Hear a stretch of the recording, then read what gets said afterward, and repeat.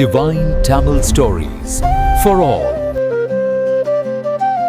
பிறவியை தீர்த்து மனிதர்களுக்கு முக்தி அளிக்கும் புண்ணிய ஸ்தலமான வாரணாசியில் முன்னொரு காலத்தில் துர்வாச மகரிஷி சிவலிங்கம் அமைத்து வழிபட்ட போது ஈசன் மகிழ்ந்து தனது திருமுடியில் இருந்து ஒளியும் மனமும் மிக்க பொன் தாமரை மலரை அருளினார். துர்வாசர் அதை பக்தியோடு பெற்று இந்திரனுக்கு அளிக்க இந்திரலோகம் சென்றார். அசுரர்களை வென்ற பெருமையால் ஆணவம் கொண்ட இந்திரன் ஐராவதத்தின் மீது அமர்ந்தபடியே துர்வாசரை மதிக்காமல் ஒரு கையால் மலரை பெற்றான். மேலும் அதன் பெருமையறியாத இந்திரன் அதை ஐராவதத்தின் மீது வைக்க யானையோ அதை துதிக்கையால் தள்ளி காலால் நசுக்கியது. இதை கண்ட துர்வாச மகரிஷி அளவற்ற சினம் கொண்டார். நிலையற்ற வெற்றியாலும் செல்வச் செருக்கினாலும் ஆணவம் கொண்ட மந்தபுத்தி இந்திரனே, சிவபெருமானின் திருமுடி மலரை அவமதித்த நீ உன் அதிகாரத்தை பாண்டிய வீரன் சத்ரசேனன் சக்கராயுதத்தால் இழப்பாய். உன் வெள்ளை யானையும் வன யானையாக திரிய கடவது என சபித்தார். தேவேந்திரன் பெற்ற சாபம் கேட்டு கலங்கிய தேவர்கள் முனிவரின் கால்களில் விழுந்து சாபத்தை மாற்ற வேண்டினர். பிறகு என்ன நடந்தது? இந்திரனும் ஐராவதமும் எப்படி சாபத்திலிருந்து விமோசனம் பெற்றார்கள என்பதை பற்றி மேலும் தெரிந்து கொள்ள இந்த சேனலை